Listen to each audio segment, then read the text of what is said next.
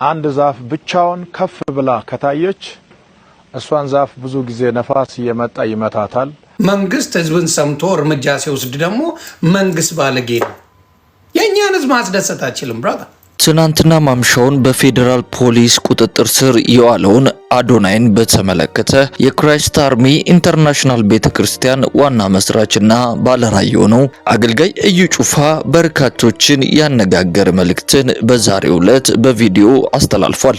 ሁላችንም እንደምናስታውሰው በበርካቶች ዘንድ በጥቂት ጊዜያት ውስጥ መታወቅ የቻለውና በተለይ ደግሞ ሰግጥ ፈምስ በሚለው ንግግሩ የሚታወቀው ቲክቶከሩ አዶናይ ከቀናት በፊት ከነብይ እዩ ጩፋ ጋር በአካል መገናኘቱ ይታወቃል። በተገናኙበትም ወቅት ታዲያ አገልጋይ እዩ ጩፋ ሰግጥ የሚለውን ቃል ወድጄዋለሁ፣ ሰግጠ ረግጠ አልሰማም ብለ ግብህን ምታ፣ የመረዳት አቅሙ ትንሽ የሆነ ሰው መሰገጥ የሚለውን ቃል ወስዶ ሱሪ አውልቆ ሊሄድ ይችላል።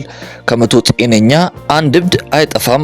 አዶናይ አገር እያጠፋ ነው፣ መንግስት ጣልቃ ግባ፣ ትምህርት ሚኒስቴር ጣልቃ ግባ ማለት በጣም የወረደ ከመሬት በታች የሆነ አስተሳሰብ ነው። የአዶናይ ትምህርት አገር የሚጎዳ ከሆነ መንግስት ራሱ ያያል። አይን ያለው መንግስት ነው። ማንኪያ ከእጁ ሲወድቅ መንግስት የሚል አለ። መንግስት የራሱ ህግ አለው። የሀገርን ደህንነት እስካልነካ ድረስ እስከፈለከው ድረስ ማራመድ ትችላለህ። መንግስት ስለተባለ ሐሳብ መቀየር የለብህም ብሎ ምክርን ለግሶለት ነበረ።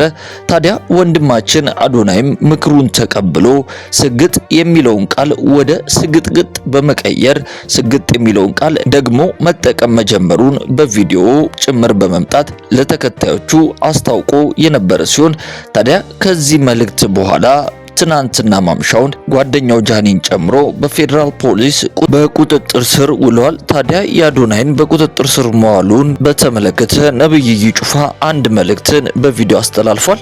እኛም ቪዲዮን ይዘላችኋል፣ ትመለከቱታላችሁ። እናንተም ውድ ቤተሰቦቻችን ቪዲዮአችንን ላይክ እና ሼር እንዲሁም ቻናላችንን ሰብስክራይብ ማድረጋችሁን አትርሱ እያለን እስቲ ነብይ እዩ ጩፋ ያስተላለፈውን መልእክት ተመልክተን እንመለስ። ከብዙ ዛፎች መሃል አንድ ዛፍ ብቻውን ከፍ ብላ ከታየች እሷን ዛፍ ብዙ ጊዜ ነፋስ እየመጣ ይመታታል። አንደ ወደ ቀኝ አንደ ወደ ግራ ነው የሚመታት እና ያቺ ዛፍ ለምንድነው በነፋስ የምትመታው? ለምንድነው በነፋስ የምትነካው ሲባል ቁመቷ ከፍ ስላለና ከሌሎች በላይ ስለምትታይ ነው። ወጣ ብላችሁ ከታያችሁ ሞር ሻይን ካረጋችሁ እናንተ ውስጥ ያለው ብቃት እየወጣ ከሄደ ሰዎች ካዳመጡ ትልቅ ቦታ ላይ ለመድረስ ጉዞ ከጀመራችሁ የሚያገኛችሁ ነፋስ አለ። አንዳንድ ጊዜ ያገኛል ነፋስ። ይሄ በጣም ኖርማል ነው፣ አትፍሩ።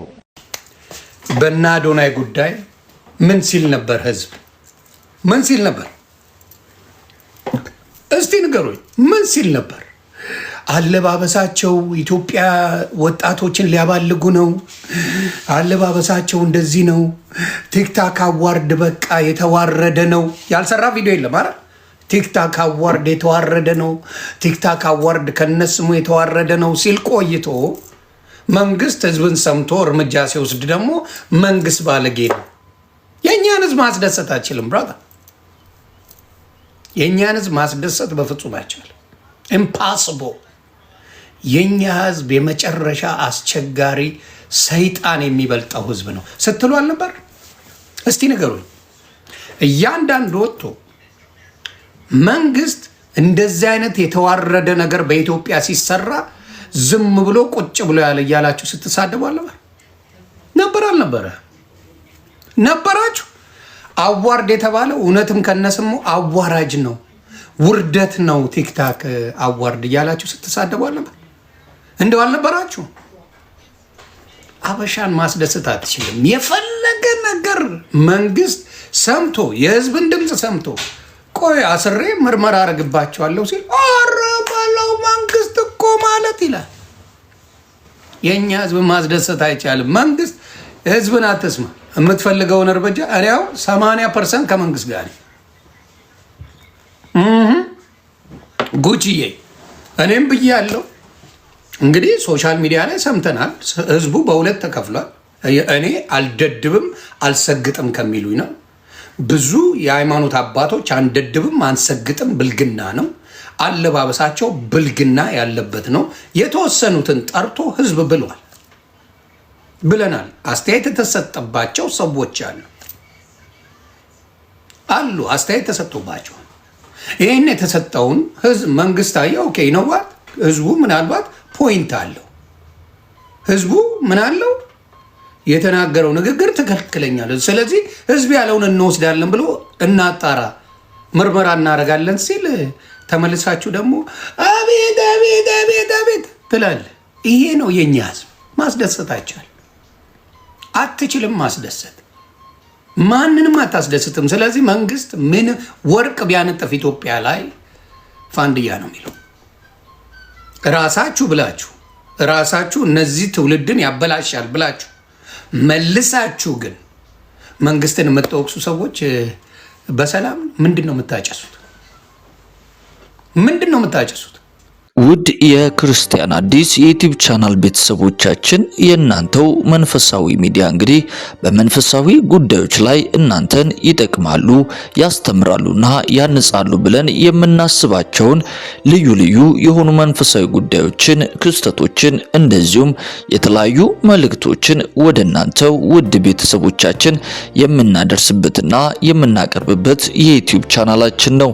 እናንተም ደግሞ ወዳችሁና ፈቅዳችሁ የዩቲዩብ ቻናላችን ሰብስክራይብ እንድናገኝ ከጎናችን በመሆን እያገዛችሁንና ወንጌልን አብረን በብዙ እየሰራን ስለሆነ ምስጋናችንን ከልብ እያቀረብን ለዚህ ቻናል ደግሞ አዲስ የሆናችሁና ይህንን መልእክት የምትከታተሉ ሁሉ የምንለቃቸው የተለያዩ መንፈሳዊ ፕሮግራሞቻችን በፍጥነት ወደ እናንተ እንዲደርሷችሁ ቻናላችንን ሰብስክራይብ በማድረግ የደውል ምልክቷን መጫናችሁን እንዳትረሱ ለማለት እንወዳለን።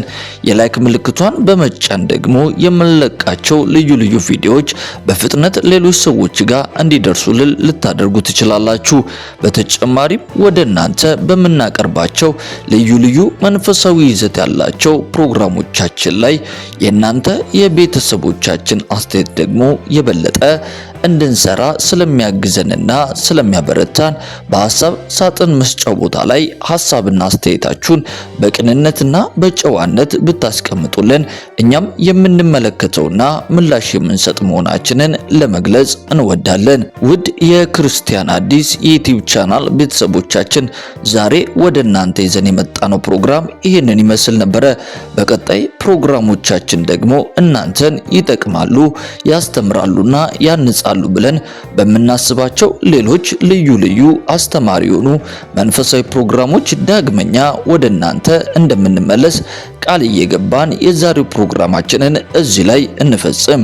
ሰላም፣ ጤና፣ ፍቅር በያላችሁበት ስፍራ ሁሉ እየተመኘንላችሁ ጌታ ኢየሱስ ክርስቶስ ዘመናችሁና ሕይወታችሁን ይባርክ እንላለን። ቸር ሰንብቱ።